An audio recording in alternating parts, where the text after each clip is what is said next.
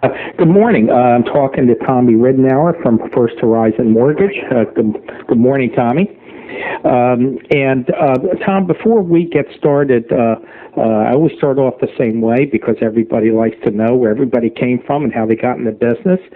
I know little about you. I do know, and one of the reasons I've been most anxious to talk to you, that I know in '98 you did $54 million, but what is interesting is not so much the figure, which is certainly well done. It's the fact that you did it with an average loan amount of less than $100,000. So your volumes are really equivalent to somebody in general who sometimes does two, in some cases out in California, 3 or even 4 times what you do. So anyway, I thought we'd start. Where'd you come from, and kind of how'd you get in the business? Well, I came from, I was born and raised in St. Louis, Missouri. I went to school and college at Central Missouri State, and after graduation, I moved back to St. Louis and went to work for McDonnell Douglas Corporation as a material planner. It was such a mundane job that I lasted 18 months. I moved west about 120 miles to a town of named Waynesville, Missouri, where my wife was from, and her father had business, and I went to work there for approximately the next 4 or 5 years. I stayed there in up till 1987. On August 24th of 1987, I went to work for Delmar Financial out of St. Louis, which was a mortgage banking company. I had not been in the mortgage business whatsoever up to that point. I did have a real estate license, did see some transactions, and thought that job might interest me. Along with that came my twins, and I needed much more revenue as quick as I could. So I thought the fastest way to get both a better career and increased revenue for my family was to get into mortgage banking. And I certainly played up a big tune that I could handle this and do loans and whatever with Ed McPike, which eventually was my boss. But I actually knew nothing. I had no experience in the business. I went to work and trained starting on August 24th, 1987. And I worked 3.5 days up in St. Louis. It became apparent to me that it was quite a waste of my time. So I went back to Waynesville and started handing out rate sheets. I worked out of my car and I worked out of my house, and I was self-taught basically the business by errors and omissions sometimes, but I learned the business. And I worked with Delmar in July of July of 89. I did not move. I stayed in Waynesville, and I commuted to Springfield, which is about a 180-mile drive every day. Didn't know a soul. Again, worked out of the trunk of my car with my fax machine and just started hitting on real estate agents. And I was very lucky that I ran into an agent that was from my hometown in Florissant, Missouri. And we had known each other for quite a while. So she helped me get in with a builder. And we went from there. I started doing FHA new construction. And when I got into Springfield, Missouri, there was very few people that knew how to do FHA new construction. So I stuck out my chest and said, I know how to do it. Of course I didn't.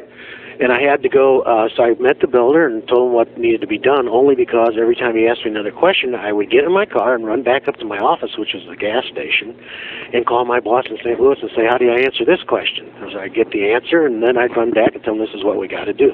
Needless to say, I didn't even know what cable docs for FHA docs were at that time. And we worked that way for about 6 months, and then through furious arguments with the owner of Delmar, Ed got me a little management office, a group of people that get together and they share offices. Executive suite. Oh, yeah. So I had an executive suite in Springfield. About 10 by 10, and that's what I operated out of. And then finally, after about 6 months of that, they decided I did enough revenue down here that, boy, I could get an office and a processor. So we started from that level in 1990 and went on until we grew the company to be quite a sizable company in Springfield, Missouri. And then in I believe it was January of '94. I quit that company to go to work for Carl I. Brown Company, which was a family-operated mortgage banking company. I'm very familiar with it. They treated me very fairly. I had no complaints whatsoever. But the patriarch of the family, the father Carl, decided to sell out to First Tennessee Bank and took his huge earnings and sold out. And then we decided to stay here with operate as Carl I. Brown, but being under the FT Mortgage umbrella, sure. First Tennessee. And then recently, I guess it's just within this year, that we changed our name again to First Horizon, which is still owned by First Tennessee, but we've been very happy. Our market share is about 13 or 14%, depending on looking at which type of loans you're doing. But we, in Springfield, the population is about 200,000.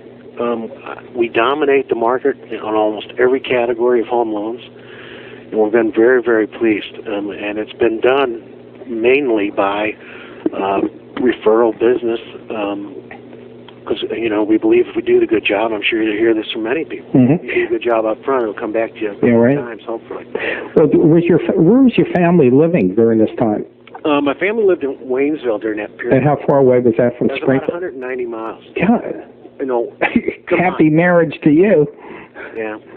Well, it was a strain, obviously. And still, I still hear about it. Yeah, bet you do. Good thing maybe we'll interview your wife after this for a couple of comments.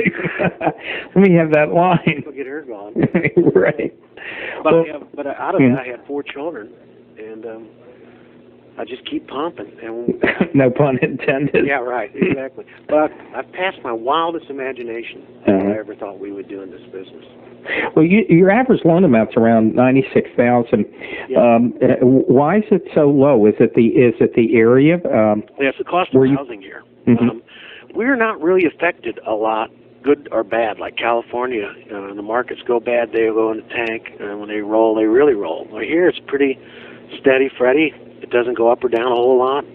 Yes, there are some variations, no question, but not huge percentage swings.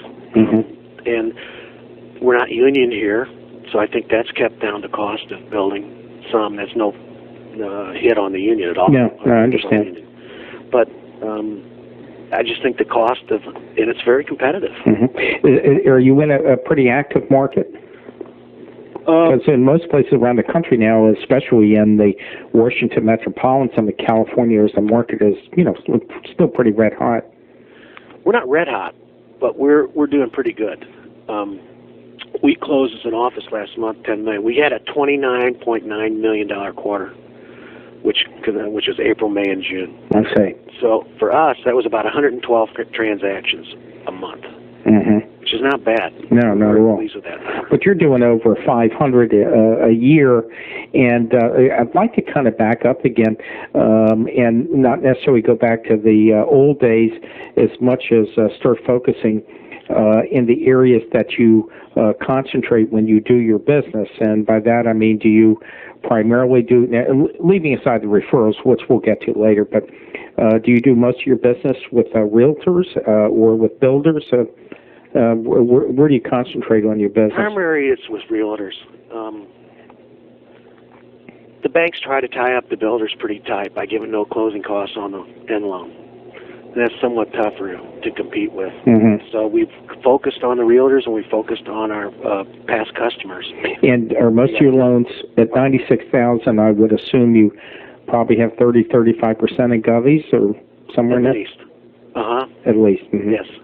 Well, let's kind of bore right into the realtor business. How do you do your business with realtors? Obviously, you have established relationships now. But when you were starting off and as you were building your business, what did you do that attracted realtors to you? What are some of the qualities that you did? I think what I'm best known for is that the ability that if people have trouble at other companies or whatever, is to come here. And that's not to say we'll do a bad loan, because we don't.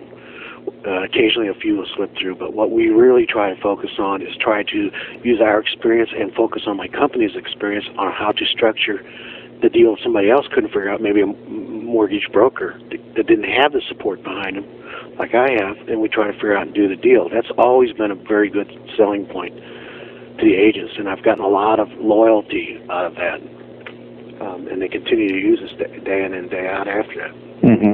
So the company counts for something, but trust me, in this business, you don't crank out the volume you do just because you have a good company behind you. It's almost a prerequisite to do that. So what are some of the things specifically you do to get realtor business that are listeners out there understanding that the audience listening to you are loan officers that go anywhere from, many years experience, but the ones that will be listening to you more importantly are people probably in the first 2 or 3 years looking for things they can do? I think they need to step out of the box. They have to make themselves different than the others so that they will use you in a positive way. I think part of that stepping out of the box is they need to continually educate themselves in the business and educate themselves and network with groups of people that are like them and their peers that you can bounce ideas off back and forth. I know that I've done this over the last 3 or 4 years, and I think that I can say that some of those figures are attributed to that networking with other loan officers that are not in my state. I joined a group and went to a seminar that lasted a year. We met every quarter out in San Diego, and we met on a monthly basis. And the ideas and training that I got out of that was very valuable. Was this company sponsor, or was this like a Todd Duncan? It was Todd Duncan, but we're doing it through our company now. Where he comes out and teaches, or? Well, we've had him do that, but we've hired our own consultant. First Horizon has now. They've got what they call the First Horizon Masters University. That's what it's called. And where's that located? It's in Dallas, Texas. But I would not limit myself. Mm-hmm. I think it's that's members of your own company, and I think you need the input from other companies, other corporations to come in, and how do they work, and what do they get paid, and those kind of things. And I think that's been a very valuable asset all along. Mm-hmm. For me, because I got a different perspective, that makes sense. I'm going to ask if you speak a little closer to the mic. When you're out there doing realtor business, do you put price sheets out? I mean, how are you doing? Max rate sheet. You know what I really have, John, which would be surprising to you? I probably only have 15 real estate agents. I don't find that unusual. Because you can't hit on everybody. It's not going to work. You can't give them the level of service that they are requiring. So we've limited ourselves to these agents, and we constantly churn. If one stops doing business with us, then we're out looking for another one to put back in that slot. We do it by getting the list from MLS, and we constantly know who the top agents are in town. We have to continually educate ourselves who we're dealing with. And we do that, after 13 years of doing business, I'm still trying to find ways to enhance my business, make more money, and do less work. Mm-hmm. And yet turn around and give it a quality service. Right. And I think with 15 agents, I don't think you need any more. You get any more than that, I don't know. I don't know how you're going to service it. Well, there is a theory in business that I've covered in many of the interviews, so we won't spend a lot of time on it, which is basically dealing with what are called centers of influence, of getting those 10 or 15 people, and they become your core, they do volume, and you just go hustle all out to give them a very high service level. Yes, that's not only am I trying to do that, but I also manage the operation here in Springfield, and I've hired reps that are totally reliable, honest, and they've done that. They've got the top producers and brought them in through the building. That's been a big asset for me as a manager of the company. Mm-hmm. Not only operating for myself. How many loan officers do you manage? 6. Mm-hmm. I got 5 men, myself, 7. 5 men, myself, and a lady. Mm-hmm. And I'll tell you, I'm really, it gets into recruiting, if you don't mind for just a minute. No, I absolutely want to talk about it. Constant recruiting I need to do. And I'm at a disadvantage against my reps because I have another responsibility. But the other responsibility, if it's handled right, it pays off handsomely. But I'm recruiting now, and I plan on taking 6 months to a year to recruit this lady. My last recruit was 6 months to a year. pay a nice, sign-on bonus and whatever. But I'm trying to recruit what I think now is probably the top-notch lady in town. Mm-hmm. And we've sent her out real nice printed material, and we've had nice conversations. But I would surely like to get another lady inside the office, because I think this business is still dominated on the real estate side by women. Mm-hmm. And I don't know if that puts us at a disadvantage or not. I don't think so, really. Let me ask you, when your loan officers obviously take a long time in hiring somebody, is it because it's difficult or that you want to be careful? I've learned through experience that you have to be very careful who you're getting in bed with. Just like a real estate agent's going to want to know who you are, and they're going to give you a deal and try it out and see how it goes. Same thing with me. I will pass now before I take anybody just to put a body through here that maybe produce 500,000 or $1 million and be real high maintenance. I don't want that. I want these people to be self-sufficient, and we pay them accordingly to do that. And it's not worth the headaches anymore. I've learned from hiring other people that weren't honest. I didn't know that at the time. How do you determine if that person's honest? It's a very difficult thing. When they show you your W-2 and they're doing a lot of business or at least a lot of income, you think that things are good. Well, that doesn't say everything. So, well, what do you do specifically to ensure that to cut down on those type of problems, understanding that there's other branch managers listening to this? I think it's educating myself in the market, who's out there better all the time, and trying to have a roster of who's where at what company, and I try to find out as much as I can about them. And I ask a lot of questions, a lot of times by a lot of different type people. And the one particular person that I'm recruiting now comes highly recommended. Which we don't want to mention that name on tape here. No, not for no. Well, I always caution people, we really never want to get into stuff that's proprietary to your company, like a special program or something that you might have. How do you meet these loan officers? Do you belong to any organizations, or how do you network yourself with these people? Actually, no, I don't belong to any organizations locally in town. I don't even believe there is any. And how I meet them is that, in our business, we're in a small community, and we cross loans back and forth, and there's reasons to trade loans and do things, and that's how I meet these people. And I always cooperate. If somebody's not happy with our service, or they want a different type loan that I can't provide, then I make sure they get it somewhere, and I take care of them.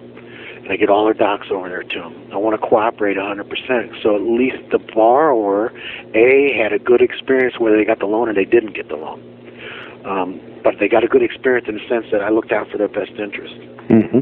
And then secondly, I just turn them over to whatever company and rep that I deem that they can handle this loan the best, by who I've learned for the periods of years that does this kind of business. We don't do a lot of B paper. Up until last week, another company came through, and we're going to try to do some with them. But up until that point, I always gave away my B paper. I took no revenue off of it, just to provide the agents the service. And the only negative thing to that is I get no revenue off of it. Yeah, right, exactly. So now we're trying to work out a way that we're going to get revenue, get it coming back to the building. But I think that service has been provided to both the borrower and the agent. If they come through here and they sit down and talk to me or one of my other loan officers, they're going to get a straight story right up front. And, with today's methods of doing business has changed so much since I started 13 years ago. When you can sit here and use LP and get it done while they're sitting here, and you can give them their results, and you know how to score and grade the paper. God, before we'd wait 3 weeks, 10 years ago, it was 3 weeks to get a credit report. I mean, it's just changed so much that it gives you it gives you tools that you can provide a level of service that I never thought would be possible. Mm-hmm. If you'd asked me even 5 years ago. Yeah, well, DU is these things have been phenomenal successes. Having said that, the mortgage companies with their paperwork are one of the last areas to truly change, and there still is a lot more to be done. What we've gotten into now, Johns, when we underwrite that file here, we don't even send the docs down to Dallas. That's our headquarters. They're all scanned.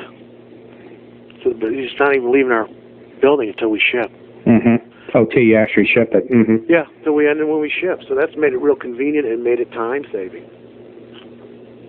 Let me jump back again with your loan officers. What advice do you have for your loan officers to when they go visit realtor's office? Let's say out of these 6, we'll just pretend you have maybe 3 new loan officers. What specifically will you do to help them get business, or pointers that you'll give them? What I've done is I've given each one of them a $500 a month marketing allowance. And then the company pays that for them. And I encourage them to take that money and go out to lunch, go out and do things, take them golfing, interact with them. Don't try to ram the business back down their throat. That'll come in due time. But get to know these people, and then gradually you just start talking about business. And as you talk about business, you'll see that they'll turn around and most likely send you a deal. There is occasions where you can take them to lunch for 42 days in a row and they're not going to send you a deal. That's just the way it is. But you need to pick up on that, after the second or third time, that you're not going to get anywhere. And that's been my strongest advice to the agent, to the reps. But accordingly to that, we've given them such colored, documented marketing materials and things to take out with them that they look professional at everything that we do. So you get a lot of company support that way, corporate support? Tremendous. I pull it right down off the internet. Mm-hmm. And how many branches does First Horizon actually have? About 180. 180 altogether. So you have some good corporate support there. Yes. Yeah, well, that can make a difference. But how about those brokers that are out there, these loan officers that are new, that are, kind of on their own, 1 or 2 offices, and they got to get out and do the hustle game like everybody else? What would you recommend for them? I mean, you got a nice big fat company behind you. You give them $500 a month, and but most companies don't do that. So, well, actually, it's not my company. It's out of my branch and out of my branch proceeds that I do. Now I like that. See, now that's important because to me that says something entirely different. And what that says to me is that you're willing, and you obviously have corporate management behind that signs off on this. You're willing to spend money to make money. Because that comes out of my bottom line every quarter. Okay. I'm investing in these guys every day. We just had we're having the what was known as the Nike Golf Tournament. I don't know if you're familiar with that. That's the guys are like in the AAA or AA clubs that are ready to, trying to fight to get that card to get to the pros in golf. Oh, sure. Mm-hmm. And we're having a huge deal this year out there at the Golf Country Club, and our company's sponsoring it, and we're spending all the money for it. And we figure it's going to cost us $18,000 for 4 days. But we got 450 passes, and we think that it'll come out big. It shows people that you're willing to go to not extreme levels, but you're willing to go to high dollar levels that you only see major corporations in, to try to get business, and they'd be proud to be affiliated with our company. Mm-hmm. I know name recognition means a lot to us, especially since we just went through the name change. But when we went through that name change, it was like it didn't even happen, because the business is still here. Well, that's 13% under in anybody's city is a very large market share to have. I mean, that's a large market share. It's continued to grow. Last year we had about an 8.9%. So, we're trying to get to where we can get at least 1 out of every 6 loans, 1 out of every 7 loans. Mm-hmm. Which would be quite extraordinary. Yeah, that's our goal. So. Mm-hmm. What about, I want to get back to realtors. Let me kind of set up a scenario now where a lot of the offices are getting affiliated business arrangements, CBAs, and it's becoming difficult now to get into some of these offices. I got to remind yourself, I'm in Springfield, Missouri, which is an extreme southwest part of Missouri, bordering Kansas, Arkansas, and Oklahoma. We're slow to change here. They tried it before when Coldwell Banker has the arrangement with, I forget who it is they have now, Ascendant maybe. It just hasn't worked here because the real estate agents still want a touchy-feely. And they want to be able to go in with that interview and instead of just faxing it over or to the internet. They're not comfortable with it here yet. It's like internet mortgage banking. It's not big here. I watch the filings. Well, the internet banking, and that's a horse we have beat up in other interviews, but the internet banking, people are using it, but just for informational purposes. I think so, too. Well, they play against it. Right, exactly. The law is so bad on that. Well, yeah, but as people are finding out in the internet game, what they're doing is up front they're quoting either a real good rate or points or whatever, but they're beating you up on the back end garbage cost. Yeah. And so if you compare the way the people out there that I'm interviewing are beating it, they're simply telling the people to get a list of the closing costs. They're providing theirs, and when they start doing apples to apples, they're really very close, and they're not losing deals. We give a lowest cost guarantee that if you bring in the good faith estimate with your loan being approved in another lender, and we can't beat it, we'll give you $50 and I haven't written a check yet. Mm-hmm. Yeah, that's great. I like that. Now, that's a good sales tool that a branch manager could use. Yeah, and I give that to, and that follows down to all the reps. They all have the same things. Mm-hmm. And do they use that effectively? Yes, I think so. But I think more importantly than that, we built very good databases on our customers that has a lot of information in them. What do you mean? Let's talk specifically about that. Like, do you have ACT, or what are you using? No, I have a program called Market System that we use that was originated here in Springfield, Missouri, by an actuary. He got bored with his business, didn't know a thing about mortgage banking or real estate, got into it about 10 years ago, and we helped him write we gave him the information to write the financial part of the program, and we use it. It's been fabulous. But as part of that program, we can run a database through it. And what we do is to keep our database up to date. It's downloaded every month from home office back in here and cleans it up, so we got the active information. But using that database, when rates go down big, I know in 5 minutes how many people needs that service that we'll provide on our refinance. That's been a huge deal. Mm-hmm. And it's a huge deal in that they can't believe that we would call to help them refinance their house. And we do it like most lenders. We bump it at an 8th rate and do it at no cost. And we just do streamlines on the governments and the conventionals, and on the jumbos they have to requalify. But it's very easy, and they're very pleased with it. And I would tell the branch managers that if they did not have an active database, not only on their own customers, but they need it on all of their loan reps, and I keep a very tight control. It can't be printed anywhere besides in my computer. So they can't, but nobody can take off of the database if they're mad at me. Yeah. What's a very valuable piece? I've got rate. I got all the information I need to know what to do with that person.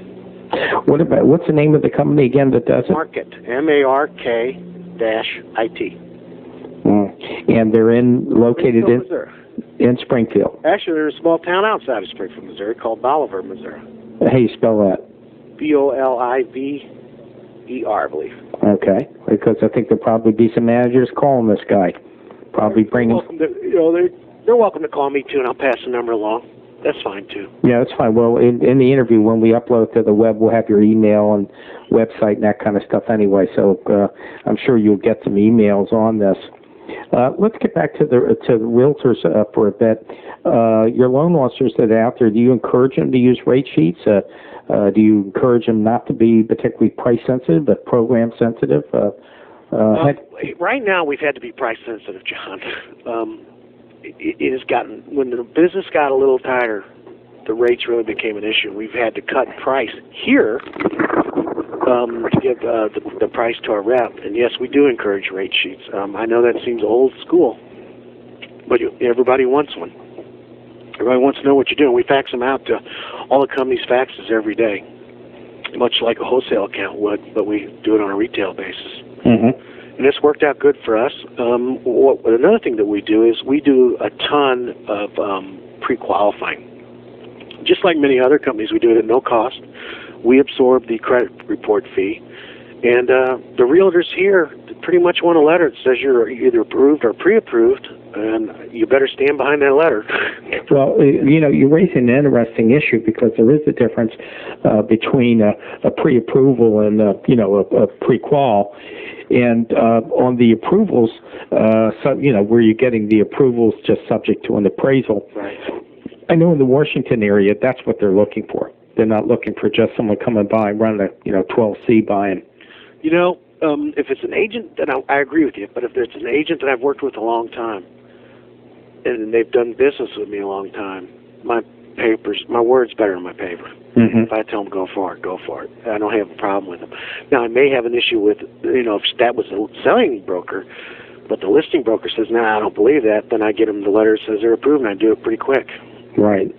Well, I mean, obviously, if your word is good, that means you have full faith that you can, run it through DU on a moment's notice and do the deal. The last time I've lost a loan, for credit, because after doing it for 13 years, you better know your business. Mm-hmm. And that's not to be gloating. That's not it at all. What are you doing with some of the? What credit score are you finding you're running into a little bit of a problem? Well, here we on a government it has to be 585 or above, and a conventional has to be 620 or above. Mm-hmm. So, yeah, but when you get even at 620, you start running a couple of problems. Yeah, that's right, exactly. And that doesn't necessarily. I've seen bankruptcies have 620s in less than 2 years. Yeah, right, exactly. So that doesn't necessarily do the whole thing. So that's why we run it through DU and get the findings back out and see what we got to do. And it's probably, if it's a 620 with some collection problems and things like that, it's going to be referred anyway. That seems to be the trend. But I think what DU or LP, whichever one you want to use, has done really for us, has allowed us to put through deals with good credit scores, good cash reserves, with high ratios. I never thought would go. What kind of ratios are you seeing? 50s, up to 60. On the back end. Mm-hmm. Yep. Yeah, on the back end. Yeah, well, you get up to 60, you better have some money in the bank. Yeah, well, they usually do, or they have a lot in stock, that they're holding on to. Mm-hmm. So that's been a big asset to us. Capability. Yeah. What are earlier in the interview you started to talk about you want your people to kind of work outside the box. What exactly do you mean by that? Do you go after CPAs, or I don't want to put words in your mouth? We do all of those things too. We try to set up those relationships at every time that we meet. A lawyer, CPA, or anybody that we refer our business back and forth. Insurance agents in particular. What kind of insurance? Homeowners insurance. Mm-hmm. So you think that simple relationship there has brought me a number of loans. Let's talk about that, because in interviews I try and find that little nugget that other people have not talked about. This happens to be an area. One interview we spent almost the entire interview with someone talking about stockbrokers. This woman had developed an incredible niche with stockbrokers, and it was very interesting what she did. So let's talk about insurance agents. Mine with the insurance company was pretty simple. The guy was an American Family agent, was my agent personally. And I said, let's see if we can try to help each other out a little bit. And he gave me a stack of cards. I gave him a stack of cards. And I refer a lot of homeowners insurance business to him. And he's referred it back to me accordingly. It's been a very good relationship, no matter how many tickets or wrecks I have. Well, I happen to think that there's probably a lot of people, State Farm and a lot of these insurance people, MetLife, they probably have just tons of referrals just kind of sitting there, and they don't even know what to do with them. Yes, they do. But it's hard to get their database. Nobody wants to let go of it. Well, a lot of them own their, on the other flip side of the coin, unlike State Farm, a lot of insurance agents do own their own book. Yes, so, in more and more insurance companies are getting into mortgage banking. That's another issue. I know that State Farm, you brought them up, they got banking now in Missouri. Mm-hmm. And but it's a tough market to break into. The State Farm people don't own their own book, so they have a much more difficult time, referring people out. Yeah, with the independent, like American Family, I've had no issues at all. It's worked out wonderful. And the other guys that I have here have different niches. One works with financial planners very well. Another one works with a pro golfer and his group of people real well. So we all have our other niches, and we try not to step on each other's toes. And especially myself, as a branch manager, I would tell anybody else who wants to be a branch manager or is a branch manager, I always defer. If it even gives the appearance that I was trying to take a deal away from them, I always defer the deal back to the rep. I never want that appearance that I would use my title to influence business to come my way. Mm-hmm. It's the proper thing to do. Well, let me ask you something. It just screams for an answer, doing the kind of volume you're doing and running 6 loan officers. What are some of the characteristics? How do you manage your time effectively? Until I went to some of these seminars, I was totally out of control. I did not manage my time well at all. And it still is a very difficult thing for me to do. So it's not one of my strong points. Neither is detail. But I was smart enough to figure out that I wasn't very good at this stuff. So what I did is I went and hired a team to put around me that was very good to take up my weaknesses. And we used this forum to make major decisions with.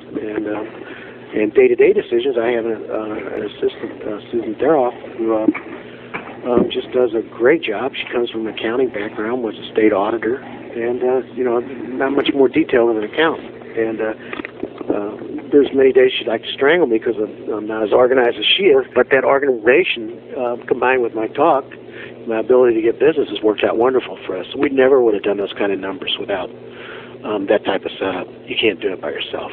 So, if I can read into this, you're saying if you can't do it yourself, get people that can do it. It's worth paying. It's worth paying. You will see your income rise even after paying them. Because I pay it out of my commissions. You pay who? Your assistant? Yep. They get a small base salary, and then the big number comes from me. Mm-hmm. Well, there's a lot of people, when you go to some of the Todd Duncan and other things, a lot of these people, you learn that, if you're doing 15 or 20 million, and you want to get up into that next $40 million level, that's a pretty tough jump. And to do that, you need to manage your time effectively, and you need to, get people and do things much more efficiently. I feel there's days like I'm being led around by the hand. Mm-hmm. And that's okay, because there's days that I don't have my head into it all the way. And it's a good thing that I do have them. Because I get a lot of issues going in my head at one time. It's hard to control all that. What about business yourself with realtors? What about half your business still coming in from realtors and half from referrals?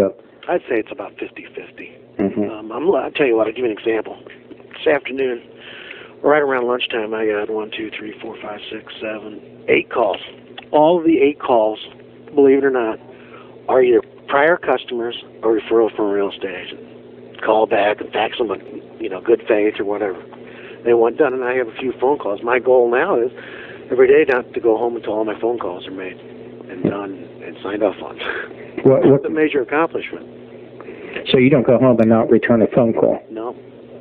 I'm trying not to. I've had some medical situations in my house, but that's my goal every day. Mm-hmm. I don't say that I attain that goal every day, but I feel guilty when I don't.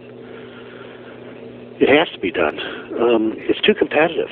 If you can't get on top of things and do it quick, you're in trouble. You were talking about competitive in terms of pricing out there. Anything else that's competitive out there? Any other areas?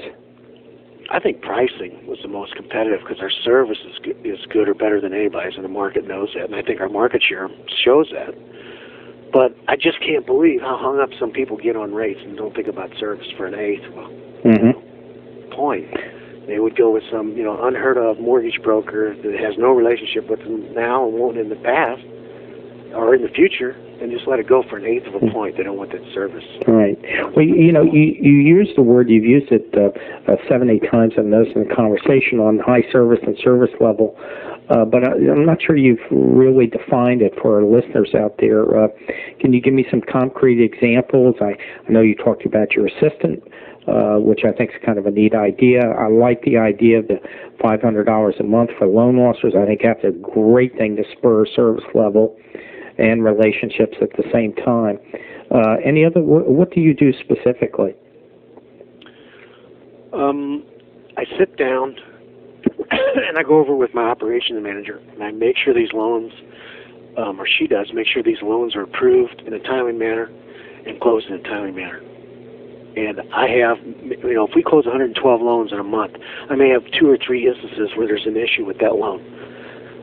But the greatest majority of them do not have an issue. And I think that what that says to me is that we're providing service. And I define service as giving the people what they ask for, at the cost they ask for, in the time that they ask for, and delivered. at the right date. And I think that's what we're doing here. You say you do a lot of governments too. They take a little bit longer, a little more intensive, although obviously that's getting a lot better today too. Do you find that the governments are an area that you all like to deal in? We love to deal in government loans. I still love to deal in first-time homebuyers. Even after all these years I've been doing it, I still get a kick out of seeing somebody get a home that didn't think they could get a home. I had a lady, I'll give an instant. The lady called me today, works at United Airlines, makes about $35,000 a year, has no debt, and she called me scared to death, didn't know she'd qualify for a home loan. First-time homebuyer. I called her back and said, you can go up to $100,000 if you want. Here's the payment. She goes, I don't need that. I'm just going to do $75,000. And then she tells me she's going to put 10% down. I'm like, okay, whatever you want to do, just call me back. Right. You know, that was a referral from her boss that I did his loan. Well, I mean, referrals, it's something we talk about in all the interviews. Almost the same phraseology is used, and that is that it's a relationship business. And if you want to be successful in this business, you have to concentrate on creating long-lasting and durable relationships. Yes, I agree totally. I tell you, that's another reason. I've only moved twice in my 13-year career. I think stability is a big issue, too. Well, in this business it is. I mean, it's a kiss of death. I've heard very few cases. Interestingly enough, I did interview a fellow named Dave Wallman not too far back who transitioned from California, literally just almost jumped off the airline and parachuted into Charlotte, North Carolina, and was very successful. But that's a real hard thing to do, to give up a ton of business, which he was doing in California, and make that transition. That's very unusual that he's successful. He's very, very successful. Very successful, and it's a very interesting story of him doing it. But you're right, stability is something that you absolutely have to have in this business, because you lose that and you lose your relationships. Yeah. Well, I tell people I'm going to be here. You know, I'll be here for you this loan, I'll be here for your next loan, I'll be here for your second when your kids need college or whatever. You know, to call us first. And if I can't do it, I'll refer you out. Well, that's giving real service when you give up loans, and you need to do that because they're going to come back to you the other end too. I'll give you an example. I did a orthopedic surgeon within the year, and it was about $1.1 million property. Now, granted, what was our average loan amount? 96, you said? $1.1 million property, and the loan was about $480, and he just needed a second so he could buy a new Volvo, and he has no debt. And I got it, and that was a year ago. I got a call from him today again. They wanted to buy their horses, where they stored their horses at, or whatever you call, boarded their horses. It was selling, and they had to find a place to put their horses. So now they decided to buy this horse barn or whatever. And she called me today. She never forgets about me. You know, and those kind of relationships, I think, are golden. Yeah. I had one guy interviewed not too long ago that got a referral back after 28 years. It's amazing. Well, look, I think I'd like to end the interview now. I don't like to take it out too far.